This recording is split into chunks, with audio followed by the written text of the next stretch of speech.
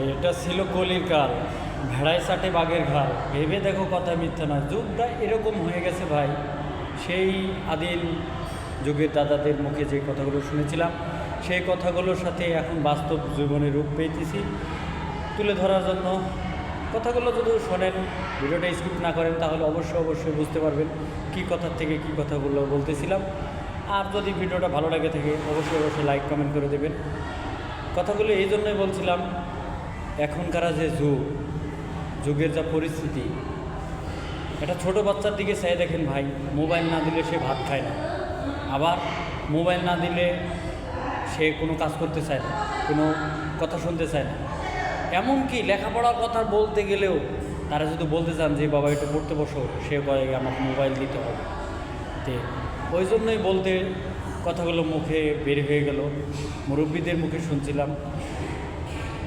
এটা ছিল কলির কাল, ভেড়ায় চাটবে বাঘের গাল, ভেবে দেখো কথা মিথ্যা নয়। বাস্তব জীবনে তাই ভাই, এমন যুগ এমন সময় এসেছে যে উদাহরণস্বরূপ যদি বুঝতে চান, বাঘ কি বন জঙ্গলের থেকে আসবে ভাই? এই মোবাইল নামের জিনিসটাই বাঘ হ্যাঁ বসে থাকে, সমাজ ধ্বংস করার জন্য, পরিবেশ নষ্ট করার জন্য। এই যে কথা বললেই বড় হয়, না বললেই নয়। যদি ভিডিওটা দেখেন তাহলে অবশ্যই শুনবেন, বুঝবেন, ভালো লাগবে। আর যদি না দেখেন তাহলে স্কিপ করেন, তাহলে কিছুই বুঝতে পারবেন না।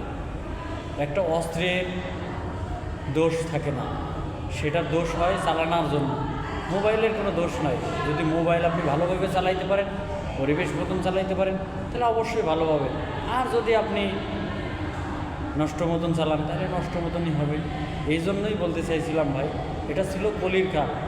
জীবনটাকে সাজাতে হলে, চলতে হলে, বুঝতে হলে একটু দেখে শুনে চলতে হবে ভাই। যদি ভিডিওটা ভালো লেগে থাকে অবশ্যই লাইক কমেন্ট শেয়ার করে দেবেন।